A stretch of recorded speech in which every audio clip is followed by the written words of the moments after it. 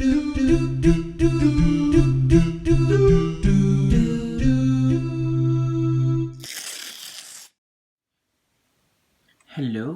my name is Hüni, and I am a unicorn, and this is my first ever YourTube video that I'm filming, so please excuse any crudeness of lighting or sound effects or anything like that. So I wanted to make this channel because I was hoping to have an opportunity to get to know you wonderful people, and also to share some stories. And I know there are people who have questions for unicorns, and so I was going to give a chance for people to ask questions to me because I am a unicorn, and maybe I could answer your questions if I do know the answer to your question.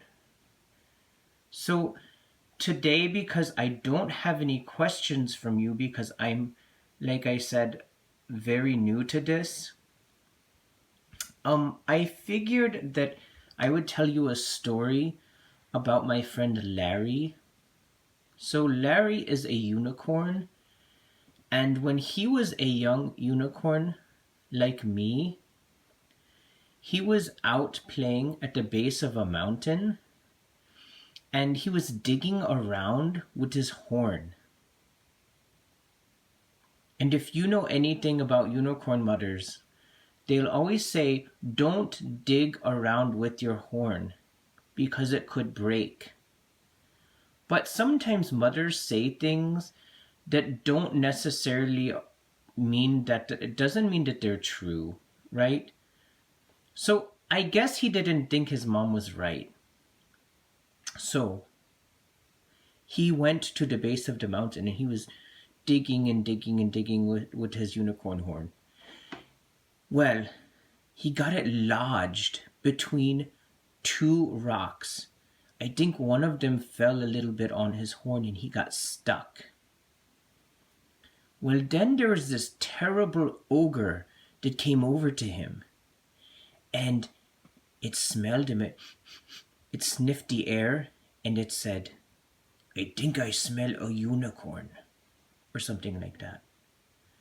And then it came over and it saw Larry, and Larry was stuck in the rock. Well, the ogre, I heard, walked over and was getting ready to eat the unicorn, because as much as we don't like to get eaten, some creatures do try to eat us too. So the ogre got really close, and apparently it had a gigantic club, like not like a golf club, but like a giant bat.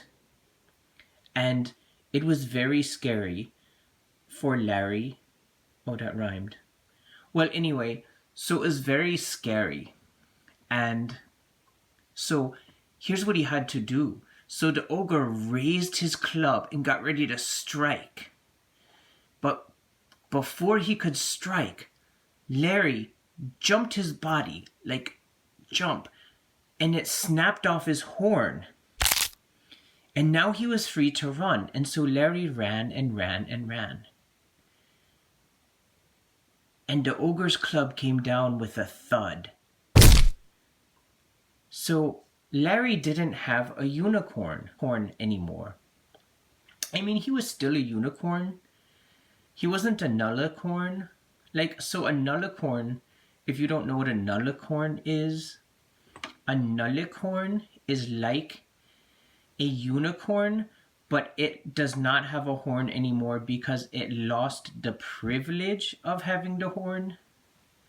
But he was not a nullicorn. He still had the privilege of having the horn because he did not behave with terrible deeds. So he still was able to be a unicorn, but the thing he didn't have was his horn. So he was still a unicorn, but everybody thought he was a nullicorn because he didn't have a horn. So understandably, Larry was very frustrated by all of this. And so he had to grow his whole life up without having his magical horn. But eventually Larry grew up and he had to learn to do things differently because he didn't have this magical horn on the top of his head to fix a lot of his problems. So he became very good at problem solving, and he became really good at handling people calling him a nullicorn and asking lots of questions to him. Like when I asked if he was a nullicorn, and he was very polite to me. So I was thinking, sometimes in my life, there are times when I get really frustrated by something, and I think, I wish it could be different, but then I don't get upset with myself because that's natural to think that. But when I'm done thinking that way, I try to find a new solution because that's what Larry did. So I was wondering if this story would mean anything to any of you. Like maybe you had a frustration or something and you feel frustrated and you want things to be different, but they're not. So anyway, I thought maybe Larry's story could help. So that is my story for today.